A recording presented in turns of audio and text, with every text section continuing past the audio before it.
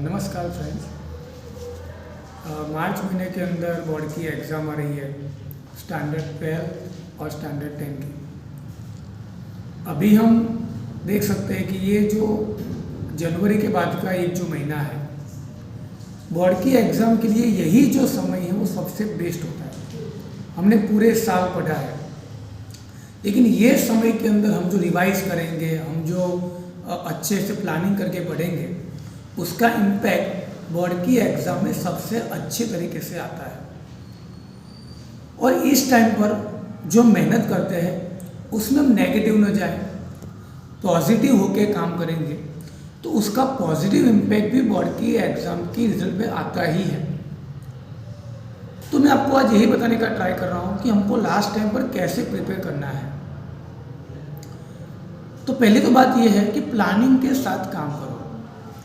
Planning कैसे करनी है, तो हम कभी भी पूरे एक वीक का प्लानिंग लेके नहीं बैठेंगे, हम एक एक दिन का प्लानिंग करके चलेंगे। जैसे कि आज हम मॉर्निंग में उठ गए तो हम रात तक पूरे दिन में क्या काम करेंगे। मान लो हम 10th में है तो साइंस में क्या पढ़ेंगे, एसएस में क्या पढ़ेंगे, मैथ्स में कितने सम गिनेंगे, ये पूरा टाइम टू टाइम प्लानिंग करो। और मान लो कि बाहर साइंस में है तो फिजिक्स में क्या पढ़ेंगे, केमिस्ट्री में क्या पढ़ेंगे, बायोलॉजी में क्या पढ़ेंगे, कौन से टाइम पर पढ़ेंगे, पूरे दिन का एक प्लानिंग बनाओ। लंबे प्लानिंग मत करो कि मैं एक वीक तक कल ये पढ़ूंगा, परसों ये पढ़ूंगा। हो सकता है कि आपने जो प्लानिंग एक वीक का बनाया कोई दिन वो फॉलो नहीं हुआ, तो हो सकता है कि आपके अंदर नेगेटिव जो है, नेगेटिव थॉट्स काम करना शुरू हो जाएगा और उससे आपके अगले दिन का प्लानिंग भी मिस हो जाएगा। लेकिन आप डे टू डे प्लानिंग करते हो तो आज आपने अपना प्लानिंग बेस्ट तरीके से एग्जीक्यूट किया है, तो उससे क्या होगा, आपको नेक्स्ट डे अगले ही दिन आपको काम करने की मज़ा आएगी। आप रिलैक्स होकर काम करोगे और आपको माइंड के अंदर बर्डन नहीं आएगा। ओके, तो ये प्लानिंग डे टू डे करो। दूसरी बात, एक चीज़ है कि डर है, कोई भी डर, फियर, वो हमारे दिमाग में होता है और कहीं नहीं होता है। तो बोर्ड की एग्ज़ाम हम स्कूल में जो एग्ज़ाम देते हैं उस तरह की एग्ज़ाम ही है। उसका ज़्यादा फियर करके ओवर रिएक्ट मत करो, धीरे धीरे काम करो, अच्छे से काम करो, प्लानिंग के साथ काम करो, कभी बर्डन में मत आ जाओ। और ऐसा माहौल क्रिएट मत करो हमारे घर में भी, ताकि हमारे परिवार वाले, हमारे पेरेंट्स भी टेंशन में आ जाए कि इसके एग्ज़ाम है और वो खुद भी टेंशन में आ जाते हैं। ऐसा माहौल कभी क्रिएट मत करो, घर के अंदर भी और कहीं भी। तो उसके लिए हाँ, प्लानिंग ज़रूर करो। प्लानिंग के साथ काम करोगे तो आपको बोर्ड की जो एग्ज़ाम है उसके लिए प्रिपेयर करने का रास्ता मिलेगा। और आप टेंशन के साथ काम करोगे, जो आता होगा उसको आप रिवाइज करना कभी भूल जाओगे और जो आता है वो भूल जाने के चांसेस बढ़ जाते हैं। बोर्ड की एग्ज़ाम में सबसे बड़ी चैलेंजिंग बात यही होती है कि आपने पूरे साल जो पढ़ा है, आप जब पेपर देने जाओगे कोई भी सब्जेक्ट का, आप कोई भी क्वेश्चन फेस करोगे, वो चाहे कितने भी मार्क्स का क्यों ना हो, आप उसको फेस करोगे तो आपको अपने माइंड को उधर ले जाना है कि मैं ये क्वेश्चन कहाँ पढ़ा था, कब पढ़ा था, कौन से पेज पर पढ़ा था। और सबसे बड़ी चैलेंजिंग बात यही होती है, चैलेंजिंग, कि आपको वो जो सारे क्वेश्चन है वो with in a time limit, given time के अंदर कंप्लीट भी करना है।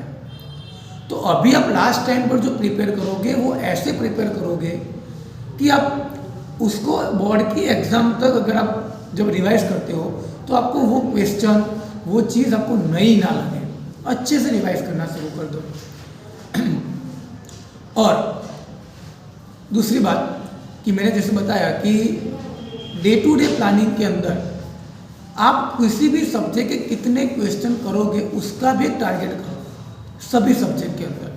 और वो टारगेट करने से आपको एक अच्छा ही मौका मिलेगा कि आपके पास एक डेटा होगा कि मेरे कितने क्वेश्चन हो गए हैं और अभी कितने बाकी हैं, और जो बाकी है उसके लिए मेरे पास जो जितना टाइम है तो मुझे पर डे कितना करना पड़ेगा, इसका भी प्लानिंग करो। रीडिंग सब्जेक्ट है, मान लो कि एसएस है, फिजिक्स है, कोई भी सब्जेक्ट ऐसे है, इसको लिख लिख के करने की आदत डालो। मैथ्स है तो उसके अंदर भी जो जरूरी हमको लगता है इक्वेशंस है, अगर आपको पूरा सम करने का टाइम नहीं है तो अच्छे अच्छे जो इक्वेशंस है उसको अच्छे से याद कर लो।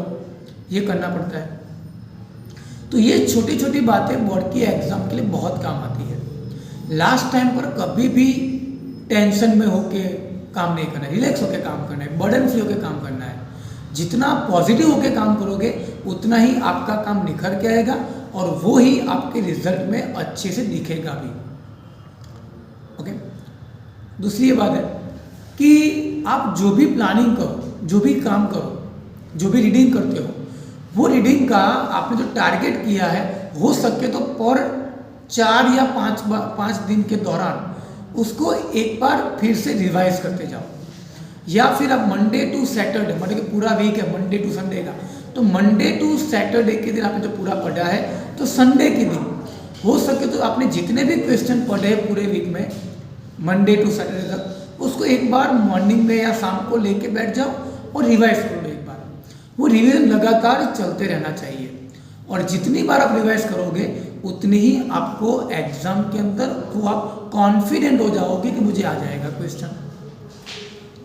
दूसरी बात कि जब भी कोई प्लानिंग करो रीडिंग की, तो वो रीडिंग की करते समय पहले अपने जो भी नेगेटिव थॉट्स है कि मुझे एग्ज़ाम में आएगा कि नहीं आएगा, एग्ज़ाम के अंदर मैं कर पाऊंगा कि नहीं कर पाऊंगा, ये सारे नेगेटिव जो थॉट्स हैं उसको बाजू में रख दो, निकाल के बाहर फेंक दो। Whenever you are reading, जब भी रीडिंग करते हो एक ही फोकस रखो कि मुझे आज इस सब्जेक्ट में अपना जो टारगेट है वो क्लियर करना है। रीडिंग के अंदर टारगेट के ऊपर काम करते जाओगे तो 1 हफ्ता या 2 हफ्ते के बाद अपने आप आपके अंदर कॉन्फिडेंस बिल्डअप हो ही जाएगा कि बोर्ड की एग्जाम मुझे आ जाएगा। और मेरी आपको ये भी सलाह है कि अगर आपकी एग्ज़ाम फॉर एग्जाम्पल 14 मार्च को है तो आप यही मान के चलो कि आपकी एग्ज़ाम 12 मार्च को ही है। 2 दिन एडवांस चलने का प्लानिंग करो ताकि आपको बोर्ड की एग्ज़ाम के अंदर पिछले जो 24 या 25 घंटे हैं उसमें आपको रिलैक्स होकर मेहनत करने का मौका मिले। और जब भी आपकी बोर्ड की एग्ज़ाम का टाइम है जो आप पेपर देने वाले हो उस टाइम पर आप एकदम रिलैक्स होकर उसको अटेंड कर सको, उसको अच्छे से लिख सको और आपके माइंड में पॉजिटिव थॉट्स की जो प्रक्रिया बंद ना हो जाए और नेगेटिव इमोशंस काम ना करें। Thank you.